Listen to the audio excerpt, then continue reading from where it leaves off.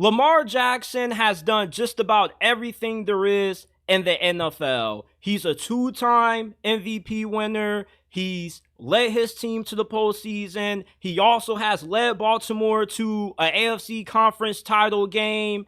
And yet, despite everything that Lamar has accomplished, people are still looking for ways to keep him down and to not give him the credit that he deserves. And you know the argument that people always like to use against Lamar Jackson and his greatness?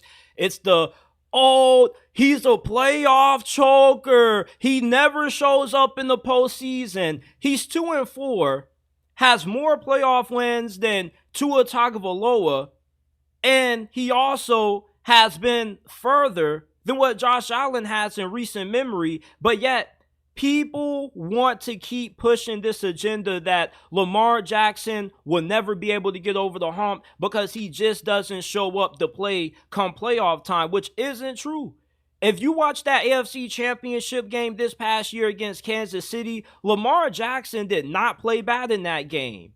If it wasn't for the Zay Flowers fumble and also the costly unsportsmanlike conduct penalty that he got, those two mistakes by Zay changed the outcome of that game in Kansas City's favor. You can't make it seem as if Lamar Jackson just played an awful game and say that he choked it away for Baltimore. If you're going to label a quarterback a choker, they have to play so bad that their team lost because of that bad performance.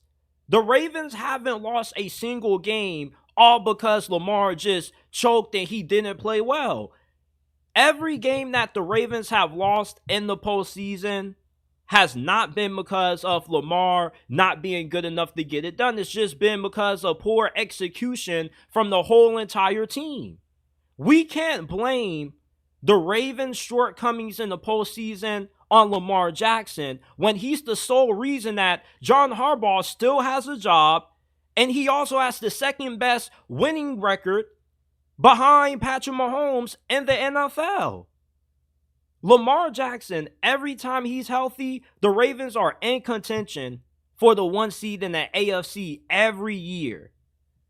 I think that it's ridiculous to say that he'll never be able to get it done in the playoffs. And it's even further more ridiculous to say that he's a choker when he never really has choked. The whole entire team just didn't play well. Josh Allen, he hasn't been able to beat Patrick Mahomes. Is he a choker too? The key to beating Patrick Mahomes is that you have to show up the last 4 minutes of the game. Unfortunately, that's when Mahomes is at his best, and a lot of other quarterbacks like Lamar and Josh Allen, that's when they end up playing at their worst. But they're not playing bad enough where they're costing their team the game. It's just that there are certain plays that Patrick can make that Allen and LJ just simply can't make with the game on the line against the Chiefs. You have to be completely flawless when you go up against Kansas City come playoff time. There's only been one quarterback that's active right now that's been able to take down Mahomes in a postseason game, and that's been Joe Burrow. And that was thanks to how good that defense was that season that they went to the Super Bowl because they had an incredible second half performance against that Chiefs offense.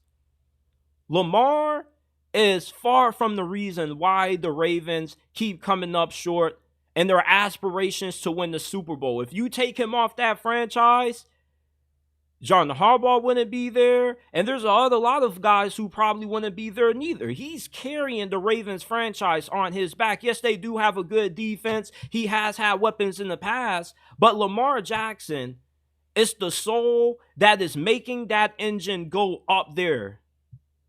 I'm not about to blame the Ravens' shortcomings on the guy that's a two-time MVP, and every time he's healthy, the Ravens normally have the 1 seed.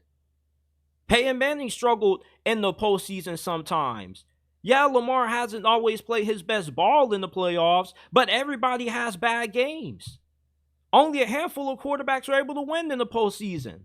Lamar Jackson is still at a point in his career where I think it's too young to call him a choker. Dak Prescott, we've seen enough out of this dude to know what he is come playoff time. But we've seen Lamar take his team to an AFC championship. You can't say he's a choker when he's been further than what a lot of these quarterbacks have been throughout the majority of their career. And if you were to put Lamar on a better team like Dallas, they would have already had a Super Bowl. The situation around Lamar in big games kind of unravels in big moments.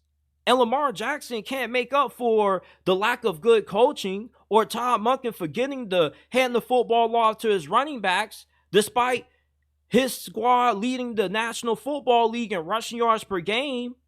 You know, I'm not saying that Lamar should be excused from any accountability in the Ravens' playoff shortcomings, but he's far from being bad enough to be considered a choke artist. And I think that eventually we're going to see Lamar Jackson break through and win the Super Bowl for the Baltimore Ravens, man. He just went to his first conference championship game. There's no reason to think that he can't make it back.